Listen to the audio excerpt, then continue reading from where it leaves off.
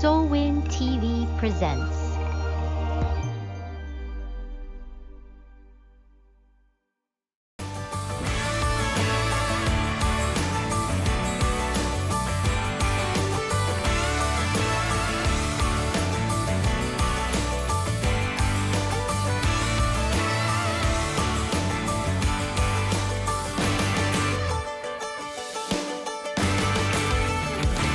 Faith and Hope with Sweet Tea and Sass, encouraging couples to reconnect with God and with each other so they can live their happily ever after too. Hi, everybody. Welcome back to another episode of Sweet Tea and Sass. We are changing up our program a little bit. We feel that God is calling us a different direction here with our podcast. It'll still be podcast with Sweet Tea and Sass, but we're moving into a different topic dealing with marriage and how this affects people all over the world, and it's something that has really affected our lives, as we've mentioned several times in our earlier episodes of what we've been doing. But we are moving into marriages on the move. So the podcast is now going to be Marriages on the Move with Sweet Tea and Sass, and we're going to change up our domain a little bit, and it's going to be marriagesonthemove.org.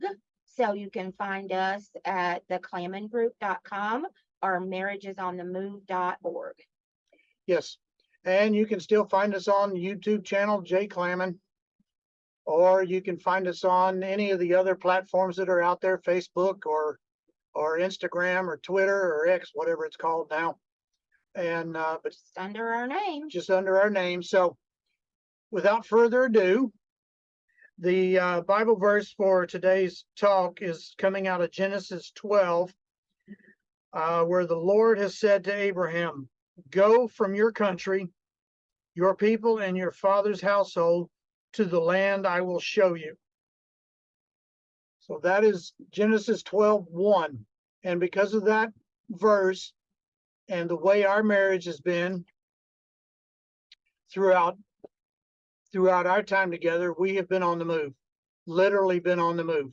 Yes. And it's been, I always told the kids when we were moving on our military moves that it was an adventure.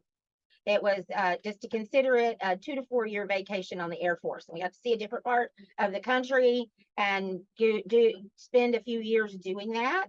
So, we try to look at it as an adventure. We try to look at the positive side of it, but there are a lot of negatives with that moving too. I mean, there's a lot of pros and cons.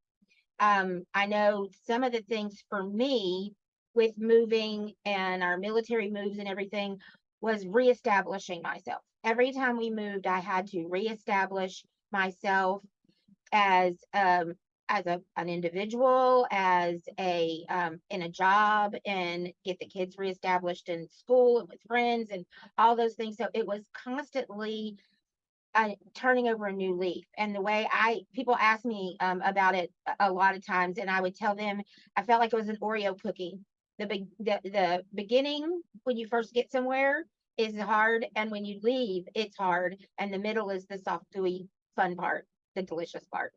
Even though I don't even like Oreo cookies, but that's a good way to describe it, though. It is, because when you are leaving somewhere, you're leaving your friends, you're leaving what you have established, you're leaving what you've built there, and then when you get somewhere, you're reestablishing, and both of those are hard to do.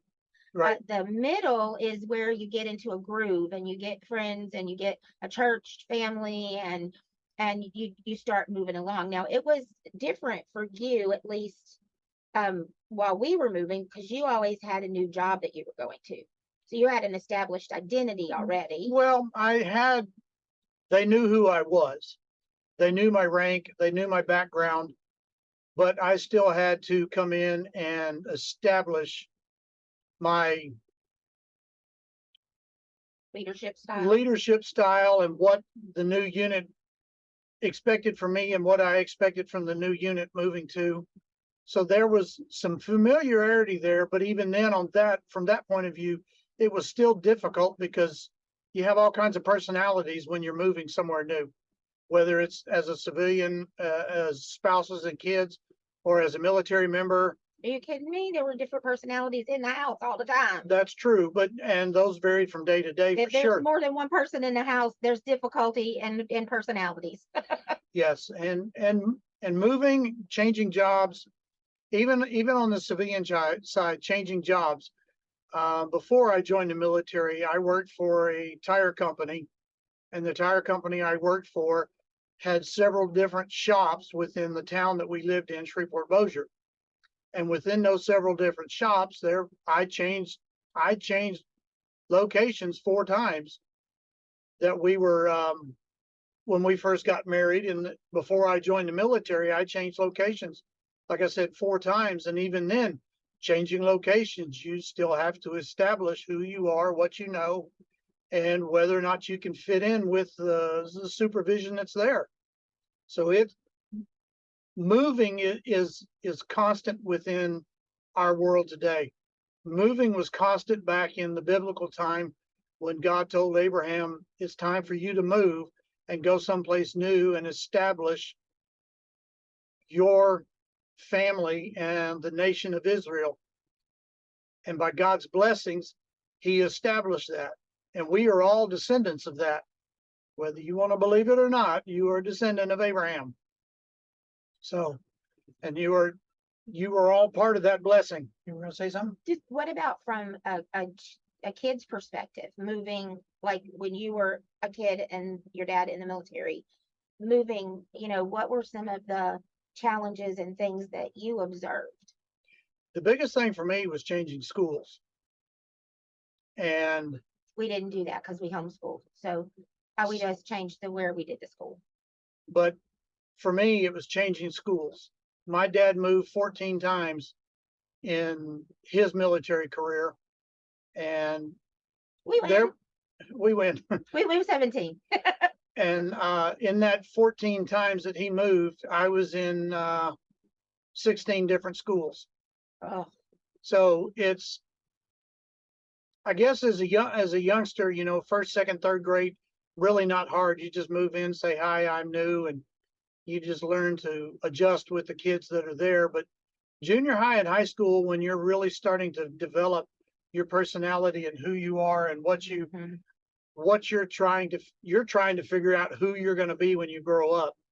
You're trying to figure out what you like to do, where you want, well, not so much where you want to live, but what you want to do for the rest of your life. You're trying to figure out that in that age group as a junior high school time frame, and not having lifelong friends and not having lifelong relationships as a youngster makes it more difficult in determining who you're going to be when you grow up. So for me, changing schools was probably the hardest thing to do. Moving to a new house was an adventure. I thought that was awesome, getting to pick my new bedroom and that kind of stuff in whatever house we were in. That was cool. Being the oldest and the only boy, you always got your bedroom. I always got my own room. So that was fun, but I didn't always get the location in the house that I wanted. But that being said, it was that was the biggest deal for me, was changing schools. And I know you moved several times as a kid too. Yeah, we moved. Well, by the time I was probably just shy of 6 is when my biological mom took me from my grandmother and the family farm. And so that was my first experience in moving. And it wasn't a pleasant experience at all. Moved across the state. I wanted to be at home with my grandmother, where I'd always been, put in daycare and left. And so that was difficult. And then my mom had remarried, or had married my stepdad, and he wasn't just always a cup of sunshine. And so learning to live with him was different, and that was really hard. And then we moved. I have never sat down and counted it. We probably moved 8 to 10 times while I was growing up. And I don't really think about the difficulty of moving, because home life was so difficult. Yeah. That it was just difficult. It was just hard. Yeah. I mean, I just didn't have a break. great childhood, a great upbringing, unless I was at home on the family farm, which is So where I wanted to be. your So, move was more of a, how much does this increase my stress level in yeah, my home life? yeah, how much far more fighting is there going to be? How much Right. more upheaval and turmoil is there going Right. to be? It's just So not good. And but talking about your marriage and your marriage, the stresses that moving can put on your marriage. I know for us, it was, when we first got somewhere, when we were leaving somewhere, it was kind of all hands on deck.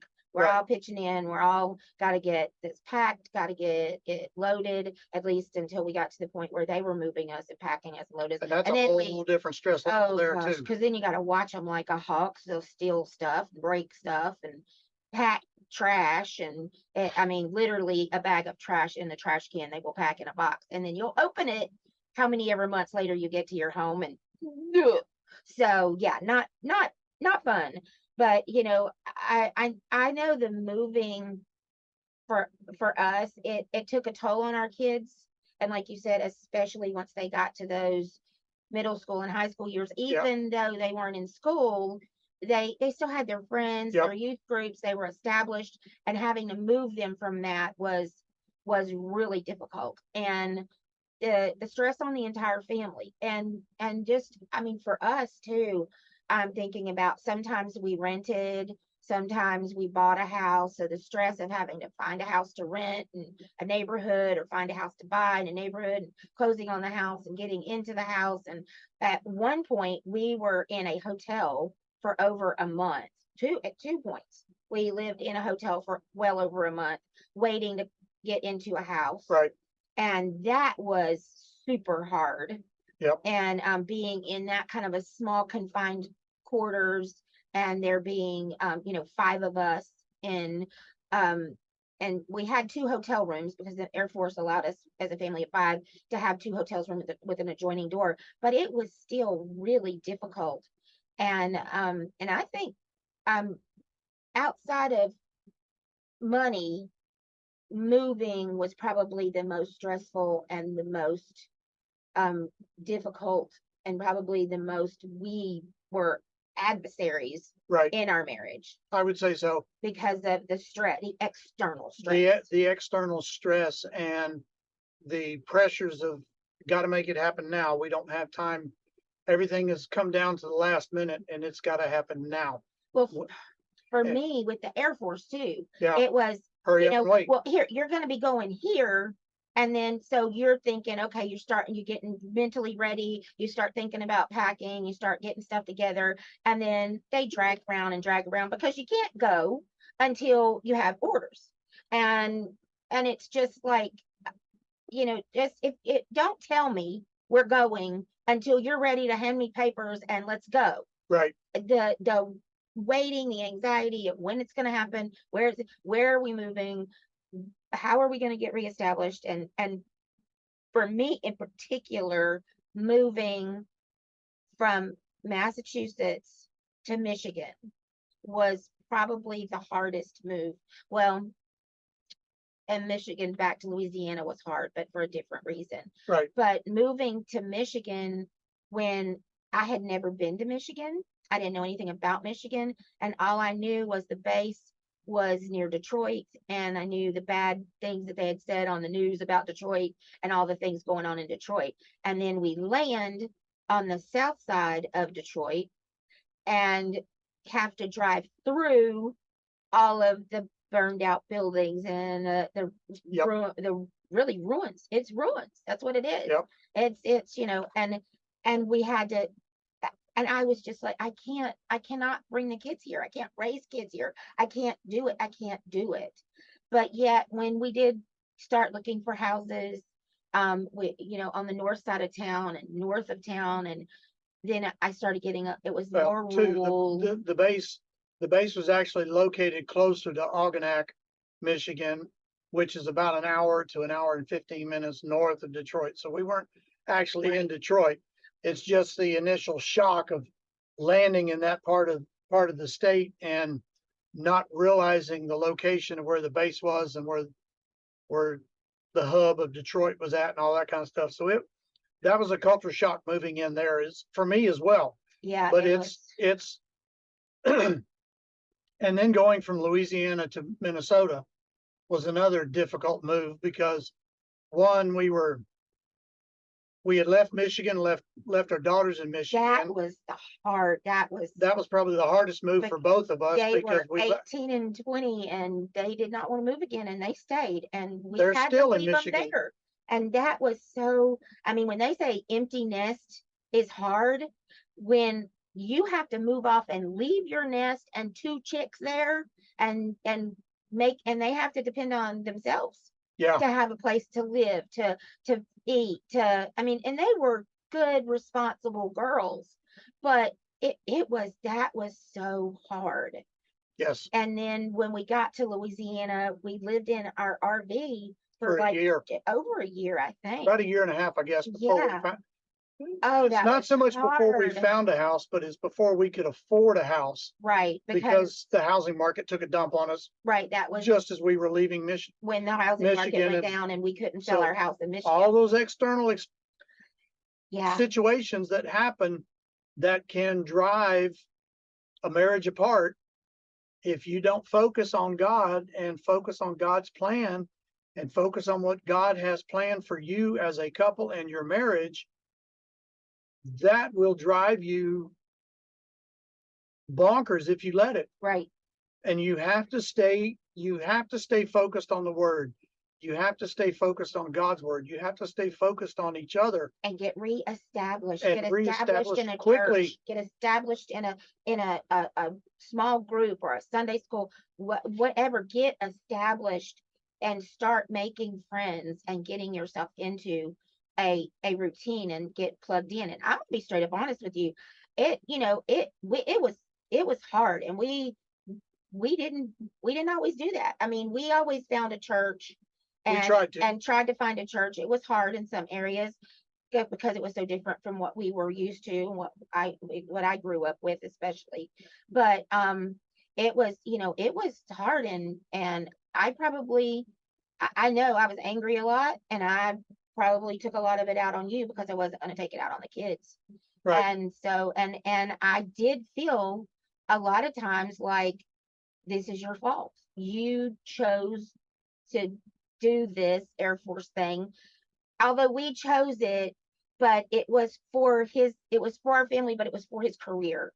And I felt like I was making a whole bunch of sacrifices Right. for his career. And I felt like a lot of times I was making all these sacrifices and going through all this difficulty and turmoil without any appreciation, because oftentimes the spouse is not appreciated. Right. And the spouse gets just kind of pushed to the side. And I know for us, we were reserves and Department of Defense, so we didn't have the things that active duty spouses, the organizations and things that they had to plug into. They've tried to do that since, and they've had minimal success. Only because from the reserves point of view, not everybody is right there at the base. Well, you're 1 weekend a month and 2 weeks of summer. That's the commercial. But it's, as a reservist, you have people in your unit coming from all over the country, And usually spouses and don't come usually with them. spouses don't come with them because they have kids and jobs of their own Right. that they're dealing with back home. So it's just the member that shows up, which creates a whole nother A whole nother line of sense of problems. whole nother sense of chaos for a leader and a supervisor in the military world. But that's another topic for another day. But as a military spouse, like she said, active duty has a built-in support system on base for the members who are stationed there with their families. Right. But for a reservist, that's not always there for the spouse. And many times they move on base, so they can plug right in Yes. there where they're at. For us, we couldn't do that. Actually, there were a few bases that had housing available that we could rent, but it was more expensive to rent a rundown house on base than it was to buy a house or rent off base. Right. So we always lived off base. We've never lived on base. And Right. so that was difficult. And so I know a lot of times I took my anger and frustration out on him because I blamed him. And it wasn't his fault. And it was a choice that we made together as a couple. But many times you just act out of those feelings that you're having in the moment. And so I want to encourage you to take a step back and do some journaling, do some soul searching, do some praying and spend time with God and figure out what the pros and cons are, figure out what the benefits are, where you want to serve, how God wants you to get to serve and to get plugged in, and then try to get plugged in. And I did it both ways. About half the time we moved, I did not have a job, and about half the time we moved, I had to find at least a part-time job. And so having to look for a new job, establish yourself in a new workplace, establish yourself in a new career, or not even in, I mean, I did what I had always done, but finding employment. And then you got new employee issues and boss issues, and all of those things take a toll on your marriage. So if you're a marriage on the move, if you're going through transition, and that's really what we're talking about.